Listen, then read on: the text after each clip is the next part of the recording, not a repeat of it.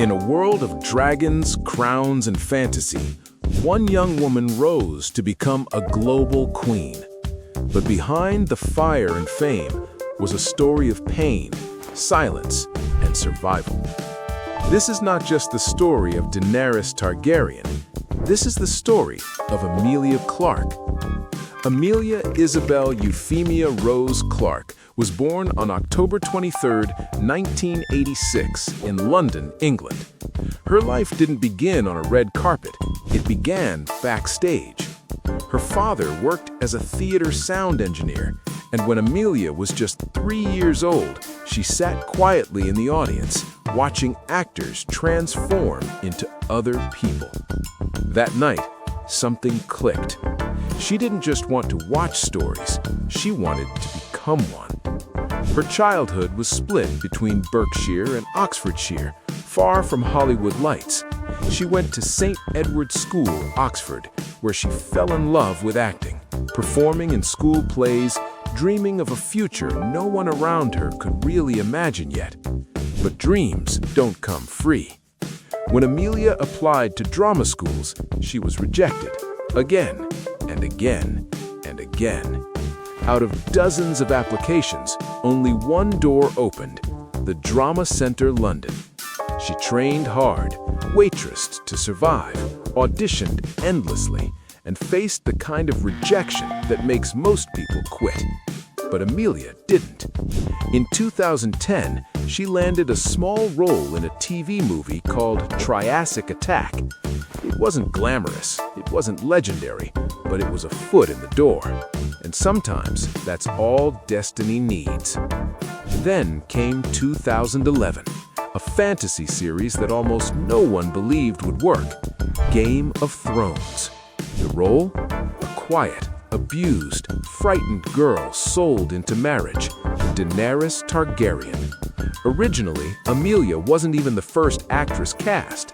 The pilot was reshot, the role was recast, and suddenly a 24-year-old unknown actress was standing at the center of what would become the biggest TV show in the world. The world saw her rise with dragons. What the world didn't see was her body breaking behind the crown. After finishing season 1, Emilia felt a strange pain in her head while working out. It wasn't stress, it wasn't fatigue, it was a brain aneurysm. Her brain was bleeding. She was rushed into emergency surgery, terrified, barely able to speak. She later revealed she forgot her own name. She couldn't remember lines. She thought her career was over before it had even begun. And while millions of fans waited for season 2, Emilia was learning how to survive.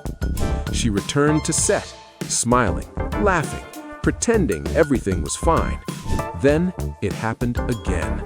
A second aneurysm, another surgery, another fight for her life. Doctors told her she might never act again. But Emilia made a choice. If she was going to live, she was going to live fully. As Daenerys rose from slave to queen, Emilia rose from patient to warrior. Game of Thrones exploded into a global phenomenon. Emilia became a symbol of strength, power, and leadership. Her character wasn't just ruling cities, she was inspiring millions. At the same time, Emilia stepped into Hollywood films like Me Before You, showing the world her soft, emotional side. Then came Terminator Genesis and Solo, a Star Wars story. She wasn't just a TV star anymore, she was global. But fame didn't erase the trauma. Instead of hiding her pain, Emilia turned it into purpose. She founded a charity called Same You, helping people recover from brain injuries and strokes. She didn't just want to survive, she wanted others to survive too. Then came 2019. Game of Thrones concluded. The most watched, most debated, most controversial finale in TV history. Some fans loved it, some fans hated it, and Emilia, she stood in the middle of the storm. Her performance as Daenerys' final transformation was praised worldwide, even as the internet exploded around the show's ending. She had given almost 10 years of her life to one character, and now it was over. For many actors, that's where careers fade, but not Emilia Clarke. She reinvented herself. Romantic comedies, independent films, stage performances in London's West End. Then came the Marvel Cinematic Universe, where she joined the series Secret Invasion. From dragons to superheroes, from fantasy to global franchises. But what truly defines Emilia Clarke isn't fame, it's honesty.